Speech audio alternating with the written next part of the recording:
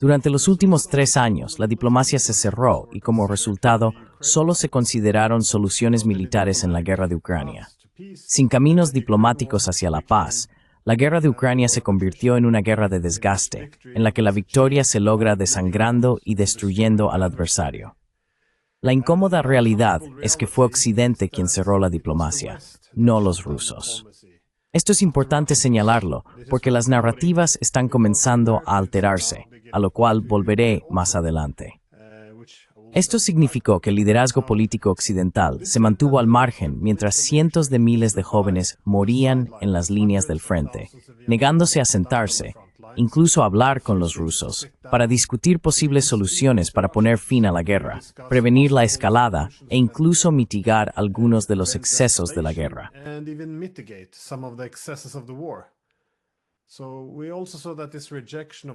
Así que también vimos que este rechazo a la diplomacia se vendió al público como una elección moral. De hecho, se formó un consenso en torno a la idea de que esto era lo correcto y que hablar con Rusia era peligroso. La retórica era que la diplomacia por sí sola sería una recompensa para Putin.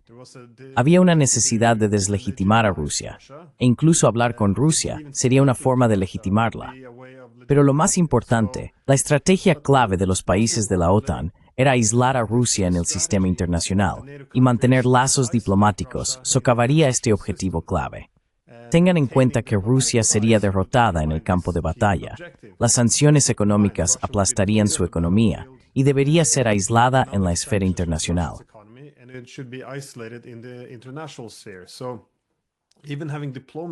Entonces, incluso tener diplomacia con Rusia se consideraba problemático. Sin embargo, ahora que la guerra está llegando a su fin, ya que la guerra se ha perdido, la diplomacia debe eventualmente reiniciarse.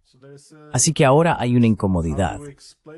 ¿Cómo explicamos el hecho de que no nos involucramos en ninguna diplomacia durante todos estos años? Se tiene que construir una nueva narrativa, sugiriendo que Occidente nunca realmente terminó la diplomacia. Fueron los rusos con quienes no se puede trabajar. Tuve un encuentro así en CGTN, cuando el ex subsecretario adjunto de Estado para Asuntos Exteriores, Joel Rubin, argumentó que era desinformación afirmar que Occidente ha abandonado la diplomacia estos 3 años.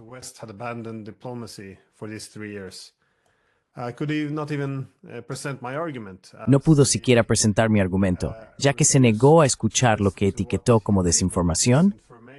Los europeos, al igual que Zelensky, están presionando por una guerra prolongada. Nuevamente, han sido muy hostiles a cualquier negociación diplomática. Hay una razón por la cual los europeos se han negado a participar en cualquier diplomacia para sentarse con los rusos durante 3 años. E incluso ahora expresan gran preocupación. Eso no es cierto. Está bien. Entonces, a todos repromoción lawless. Bueno, creo que es bastante obvio. Francia y Alemania han estado involucrándose durante los últimos 3 años. Joe, deja que Glenn Deason termine, ¿de acuerdo? Sí, de todos modos. Lo sé, pero no voy a estar en un programa donde se proporcione desinformación. Pero es que Glenn tenga el suyo, ¿de acuerdo? Está bien, pero no es una opinión. Es una situación factual.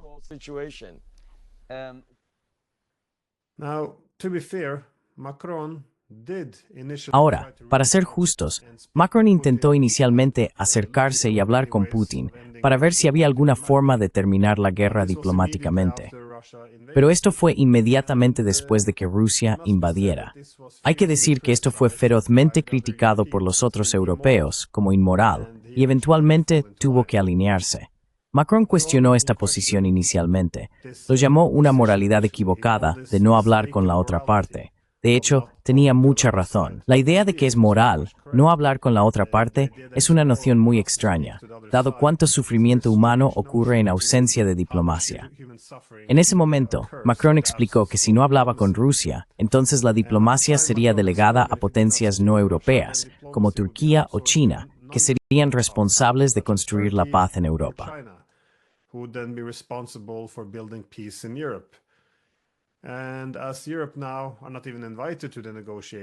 Y como Europa ahora ni siquiera está invitada a las negociaciones, solo podemos concluir que Macron tenía mucha razón. Pero ¿por qué no funcionó la diplomacia? ¿Y por qué tuvo que abandonarla? Bueno, los europeos ejercieron mucha presión sobre Francia para que se alineara porque la política o el enfoque que estaban adoptando era el aislamiento diplomático de Rusia. Es decir, la diplomacia no sería una herramienta para buscar la paz. Sería un instrumento para coaccionar a un adversario. Político escribió, ¿en qué demonios está pensando Macron?, refiriéndose a sus esfuerzos por terminar la guerra con diplomacia. Ahora, hablar con el oponente durante un conflicto se presentaba como inaceptable. La diplomacia se consideraba una recompensa por buen comportamiento, y por lo tanto, cuando estallaba un conflicto, cuando realmente se necesitaba la diplomacia, Lotting Neuber's Palette Ada Web, it is not why more whatever you have. No longer moral to speak with Russia.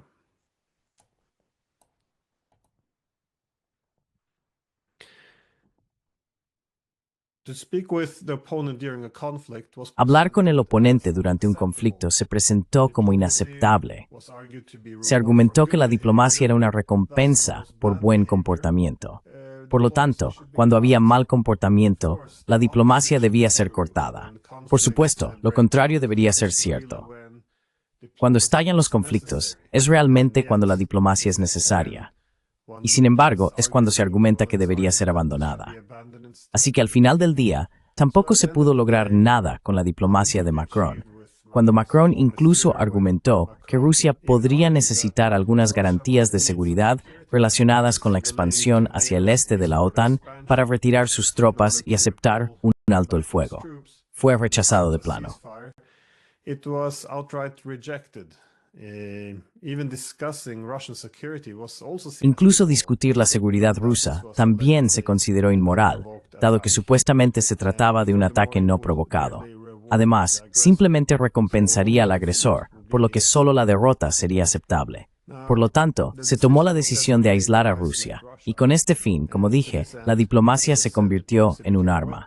Vimos a Estados Unidos cortar la comunicación de alto nivel. El jefe de política exterior, Josep Borrell, argumentó que la guerra se resolvería en los campos de batalla. Luego fue cambiado. Tuvimos un nuevo jefe de política exterior de la UE, Kaja Kallas, quien argumentó que no creía en la diplomacia con los rusos.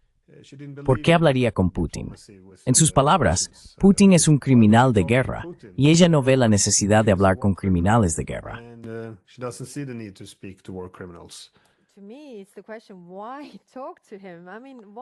Para mí es la pregunta, ¿por qué hablar con él? Quiero decir, ¿por qué es un criminal de guerra? Quiero decir, soy abogado de profesión y busqué la definición de crímenes de guerra y genocidio en ese sentido, y es la voluntad de deshacerse de, ya sabes, una parte de la nación o de toda una nación. Y él ha expresado esta voluntad, su intención, ha tomado medidas para esto. Y es un criminal de guerra. Y si dices que no hay resultado al hablar con él, entonces, ¿por qué hablar con él? Porque no veo dentro de su cabeza, por supuesto, ni dentro de las paredes de Glenn Deason, pero siento que si todo el mundo lo está llamando constantemente, él no recibe el mensaje de que está aislado. Así que si queremos darle el mensaje de que en realidad estás aislado, no lo llames. No tiene sentido.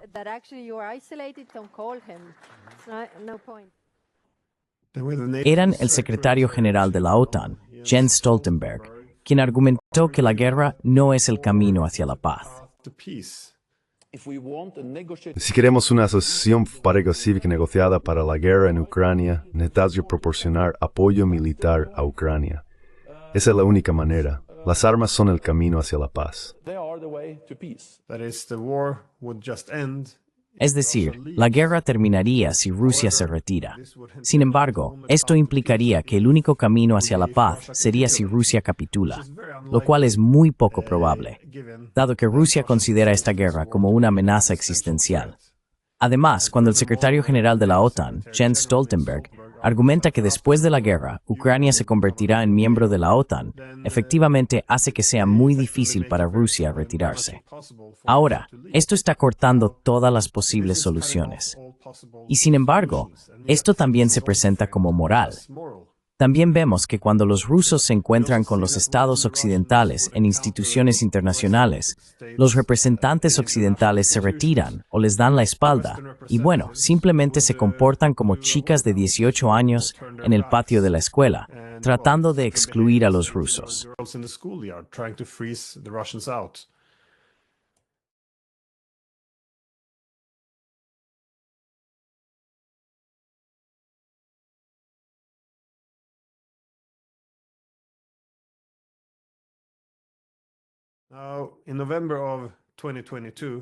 En noviembre de 2022, después de que Ucrania llevara a cabo una exitosa contraofensiva, el general estadounidense Mark Milley argumentó que Ucrania estaba ahora en la mejor posición posible para negociar el fin de la guerra.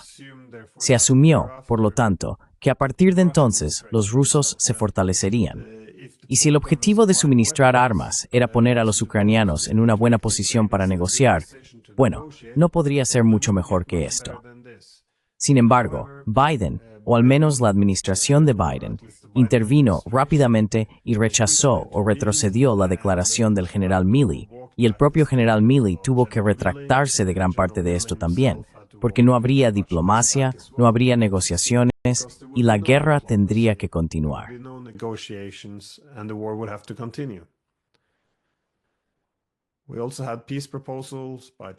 También tuvimos propuestas de paz por parte de China y Brasil.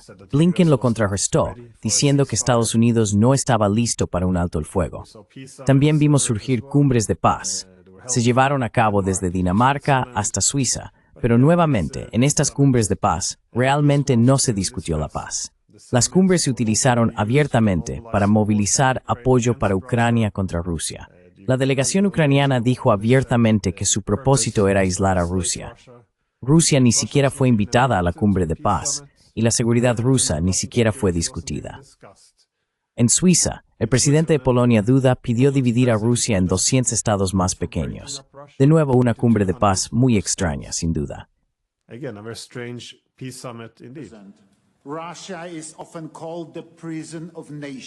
Rusia a menudo es llamada la prisión de las naciones, y con razón, porque alberga a casi 200 grupos étnicos, la mayoría de los cuales se convirtieron en residentes de Rusia como resultado de los métodos utilizados en Ucrania hoy en día.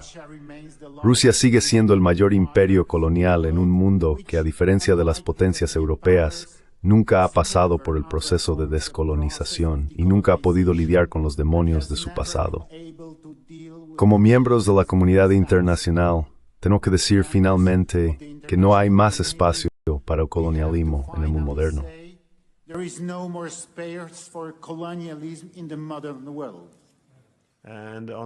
En otra ocasión, el vocalista exterior de la URBORE, Kaja Kallas, también mencionó que este sería el fin de la guerra al dividir a Rusia en estados más pequeños.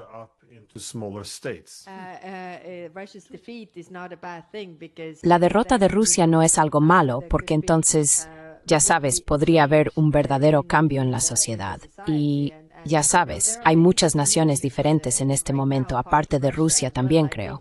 Si hubiera más naciones pequeñas, no es malo que la gran potencia sea en realidad mucho más pequeña.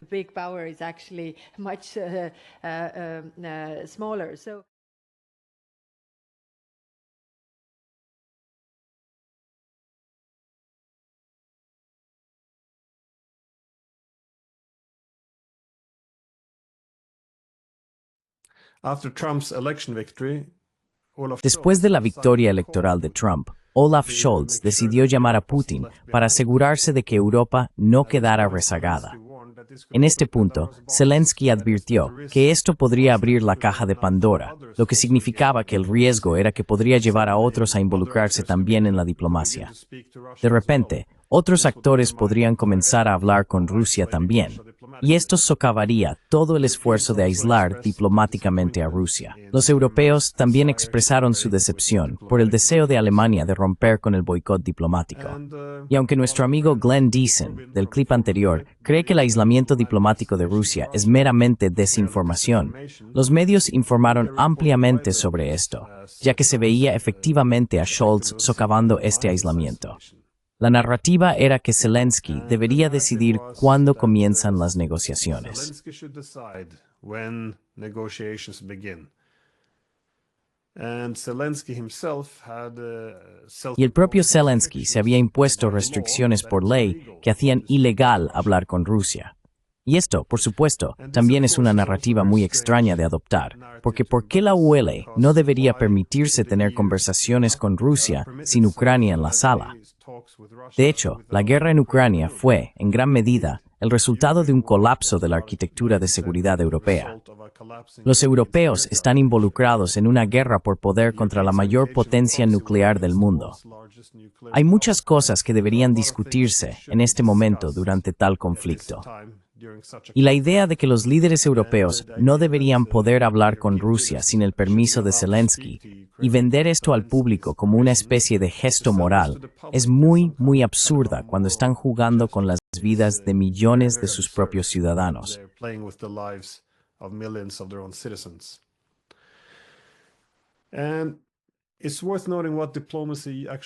Y vale la pena señalar lo que solía ser la diplomacia. Es decir, solía ser una herramienta indispensable para mitigar la competencia de seguridad entre adversarios, para asegurar que un lado no expandiera su seguridad a expensas de otros. Era una forma de reducir tensiones y resolver conflictos. La idea principal sería mejorar el entendimiento mutuo, buscar el compromiso y mejorar la seguridad indivisible. Sin embargo, después de la Guerra Fría, vimos que el Occidente colectivo siguió una forma diferente de estrategia, delineada por los Estados Unidos como primacía global. Es decir, Occidente buscaría la hegemonía colectiva. Ahora, en un sistema donde la seguridad deriva de ser dominante, la diplomacia ya no es necesaria al buscar la seguridad indivisible. De hecho, el objetivo principal es mejorar la seguridad de uno a expensas del otro.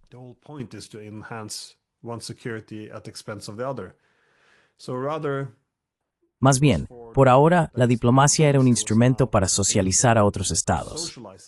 Esto también fue algo que se discutió ampliamente, especialmente en la literatura académica. ¿Cuál es el papel de la OTAN? Bueno, se nos dijo que son agentes de socialización. Su trabajo es socializar a otros países hacia sus normas y valores. Y si divides el mundo en democracias liberales versus el resto, y la democracia liberal es lo que crea la paz, de repente ya no tiene sentido tener entendimiento mutuo y compromiso. De hecho, ¿por qué los buenos valores comprometerían con los malos valores? En cambio, Occidente se conceptualizó a sí mismo como el maestro, mientras que Rusia y otros eran los estudiantes. Y el objetivo de la diplomacia era, bueno, enseñarles.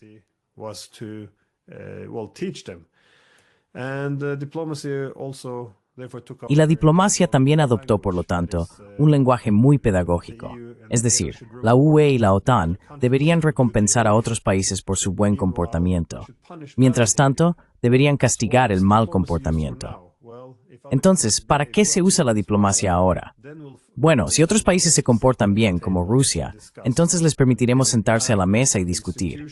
Cuando se comportan mal, las instituciones y la diplomacia misma se convierten en un instrumento para castigar. Y el resultado fue, bueno, ya vimos esto en la guerra de Georgia de 2008. Es decir, la OTAN y Rusia habían construido una institución común, el Consejo OTAN-Rusia, para tener diplomacia para resolver diferencias. Sin embargo, tan pronto como surgió un conflicto en Georgia, la OTAN respondió cerrando el diálogo dentro del Consejo OTAN-Rusia.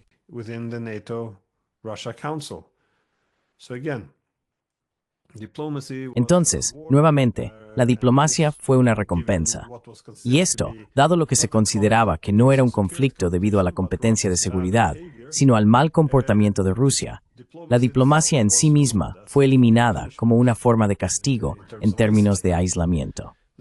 Ahora, vemos que el orden mundial unipolar definitivamente socavó el papel de la diplomacia.